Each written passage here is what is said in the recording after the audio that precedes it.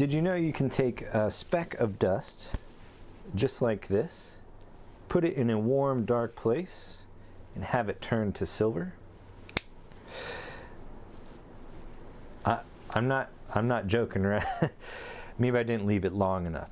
So you take a speck of dust, leave it in a warm, dark place, and you can turn it to silver. Now that is a genuine silver dollar.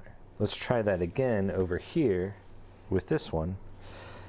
Leave it in a warm, dark place. You get another piece of silver. Let's do that one more time because good things always come in three. We'll leave that in a warm, dark place and get it to change to silver.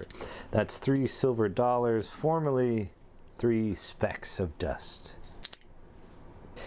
Hello and welcome back. Thanks so much for joining me again today. Hey, I'm happy you're here and I hope you're doing well. I'm doing fantastic and I'm glad to be able to show this to you guys today. This is just a fun little production of coins, 3 coins, 4 coins, maybe no more than that. And it's based off an old trick from, you guessed it, modern coin magic. The trick is called Touch of Midas, and I'll briefly go over the original description of that trick. Well, it's really a production, and I'll show you how I've adapted that and explain that as well. So, looking in Modern Coin Magic on page 90, you'll find the routine, The Touch of Midas, from none other than Cardini, a card guy. He did lots of magic, lots of stage magic, including coins, but in terms of what's recorded here in Modern Coin Magic, there's not a whole lot from him. So I found that to be interesting. Now in this routine, it's described using 4 half dollars.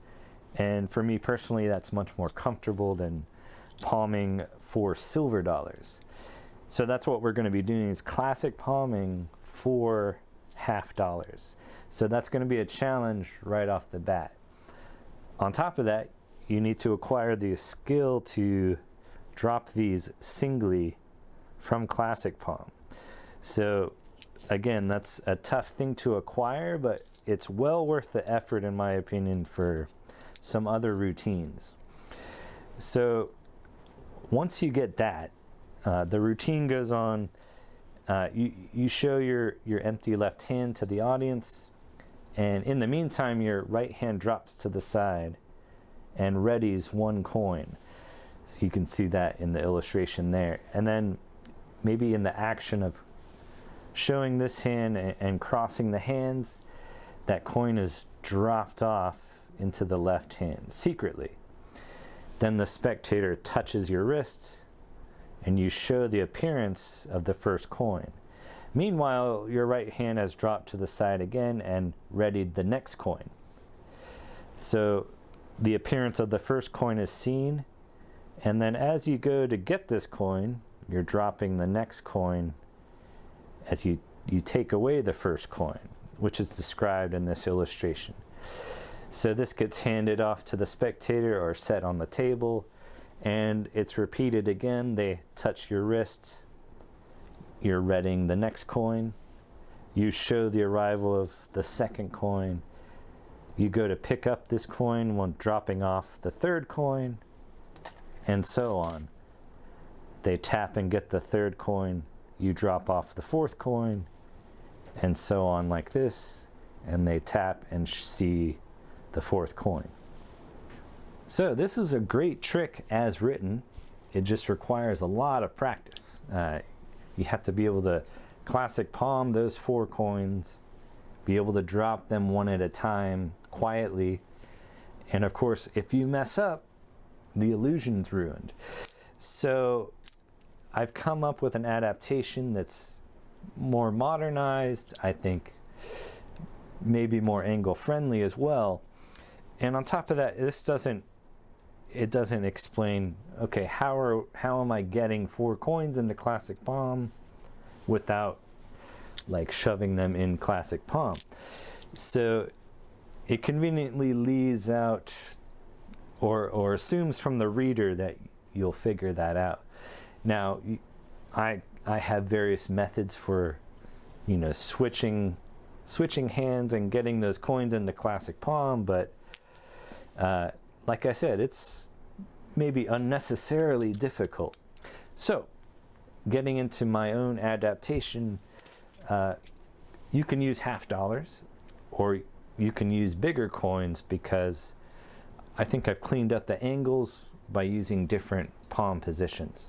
So we've got 3 silver dollars, and those start out hidden in the left-hand finger palm. So you can have your hand in your pocket, and you can be talking, and as you're talking, your hands will meet, and you can trade those coins off or do a changeover. So all I'm doing here is inserting my right thumb behind my left fingers and gripping the coins with my thumb. This is an old style of thumb palm. It's also referred to as frickle palm. So just having your hands meet as you're speaking, they see your right hand and you're here, and now they see your left hand.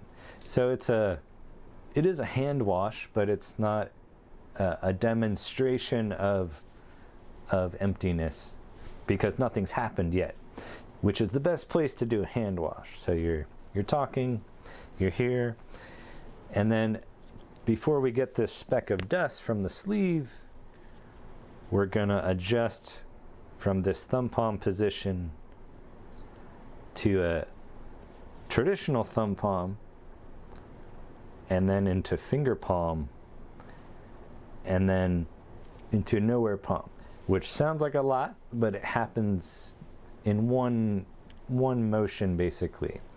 So after I have the coins, I drop the hand and I look at my sleeve, and by the time my hand's up, the coins are in nowhere palm. So I grab here a speck of dust, and my hand looks good from this side, and I can turn and it looks good from this side. So right away the angles are cleaned up. So again, you're beginning with the coins in left hand finger palm. Your right hand comes in and grips these out. So they're held by the pad of the thumb against the base of the thumb. And then it's just a matter of pinching down and then making a fist basically to pull those in finger palm. And then you can use your thumb to just tilt these down into a nowhere palm. So all that happens in the matter of just here and here and there. And your hand has come up from your side to take a piece of dust from your sleeve. So from this point, it's a lot of repetition. We're gonna put this speck of dust in your palm, and I like to create this moment of misdirection by building suspense, anticipation, like something's about to happen. I'm about to produce something, and then there's nothing there, which kind of, you're heightening the tension, and then it's like, because now we're gonna load a coin.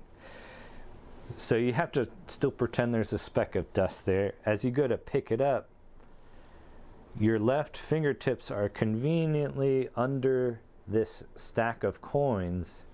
So when you go to your palm, your left fingers will drag off the bottom coin of the 3-coin stack that's in nowhere palm.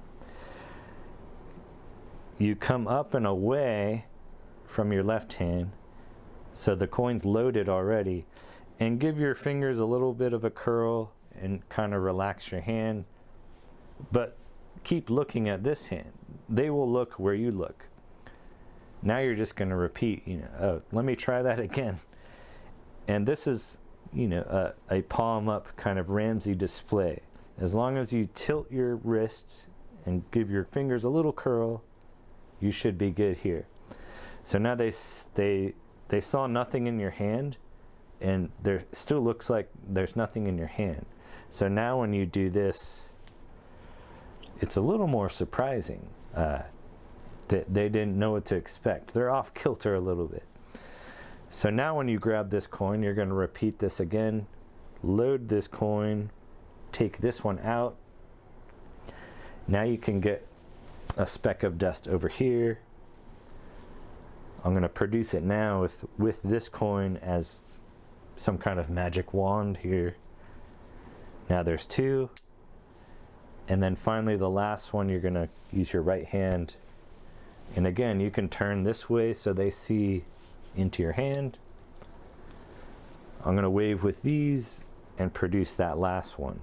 So for that loading sequence, I've opened my hand, there's nothing to see. So as I pick up a speck of dust, it's my left fingers that gently pull the bottom coin free as my right hand is lifting nothing. It's a speck of dust. And I come away and my left hand kind of kills this way. And I'm looking at my right hand anyway. So now when I come back, they can't see on my fingers, but they can see all of my palm. So the situation looks the same, but now there's a coin loaded in. Now we do that and produce it. Go to pick this up. You do the same move to unload that and produce that one. And then this one's a freebie. It's already in your hand. And then you produce the third coin.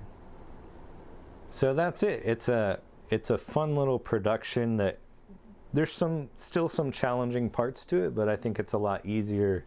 Like I said, a lot more angle friendly, and it'll give you something to work on. And this is just a good example of how you can look at an old idea in modern coin magic, which is full of old ideas, and just really think about what's the objective of this routine? What was this guy attempting to do? And can I change some stuff to make it fit my style better? Or make it even look better, modernize it. So it's just another reason not to ignore the old books, but to read even more and take your new knowledge and go back to some old knowledge and just see what happens. So that's it for today's video. I thank you again for being here. I feel privileged to have this platform and to share knowledge with you all and help you along your own journey. So that's it for today, and I'll see you on the next one.